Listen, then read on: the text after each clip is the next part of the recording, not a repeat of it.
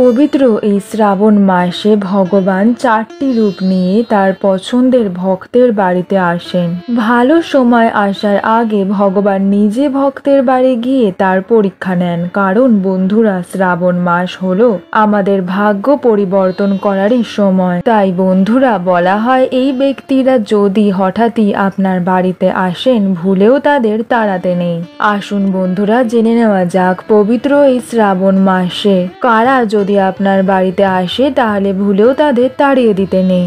নমস্কার প্রিয় দর্শক বন্ধুরা, কৃষ্ণার্জুন চ্যানেলের পক্ষ থেকে আপনাদের সকলকে জানাই আন্তরিক স্বাগত। স্বয়ং ভগবান শ্রীকৃষ্ণ বলেন, প্রত্যেক মানুষের জীবনে বারবার সুখ দুঃখ ফিরে ফিরে আসে। তাই জীবনে সুখ আসুক বা দুঃখ আসুক, আমাদের কখনো ব্যাকুল হতে নেই। এই সৃষ্টির কণায় কণায় রয়েছে ভগবান। তিনি আমাদের প্রতিটি ভালো কর্ম এবং খারাপ কর্ম জানেন। তাই ভগবানের চোখ থেকে কোনো কিছুই লুকানো সম্ভব নয়। ভগবান তার প্রত্যেক ভক্তকে ভালো সময় আসার আগে পরীক্ষা নেন। বিভিন্ন সংকেত তিনি ভক্তকে দেন। যারা চিনতে পারেন তারাই হয়ে ওঠেন ভাগ্যশালী, এবং যারা চিনতে পারেন না, কোনো ভুল করে বসেন, তারা দুর্ভাগ্যশালী হয়। তাই বলা হয় এই মাসে কুকুর বেড়ালকে বাড়ি থেকে তাড়াতে নেই। প্রতিটি মানুষের জীবনে ভগবানের নজর পড়ে, তখন তিনি দেখেন সত্যিই কি সে তার ভক্ত, সত্যিই কি সে তার কৃপার যোগ্য, সত্যিই কি আপনি ভগবানের ধামে যাওয়ার যোগ্য।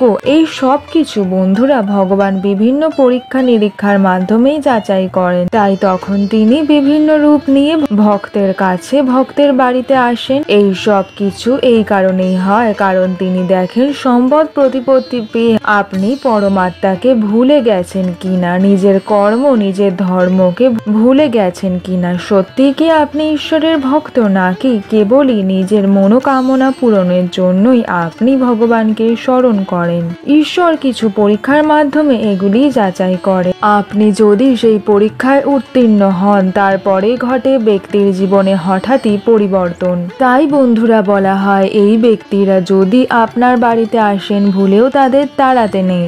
বন্ধুরা, মান্যতা অনুযায়ী মাসি বা হিজড়া হলো ভগবান শিব এবং মাতা পার্বতীর মিলিত রূপের প্রতীক। তাই বন্ধুরা, এরা যখন আপনাদের বাড়িতে দান চাইতে আসবেন, ভুলেও এদের খালি হাতে বাড়ি থেকে ফেরাবেন না। যদি কোনো শিশু বা গরু আপনাদের বাড়িতে আপনাদের দরজার সামনে এসে দাঁড়ান, এটি আপনাদের বাড়িতে সৌভাগ্য এবং আপনার বাড়িতে ঈশ্বরের আগমনের সংকেত দেয়। তাই বন্ধুরা, অবশ্যই এদের কোনো খাবার খাইয়ে দিন।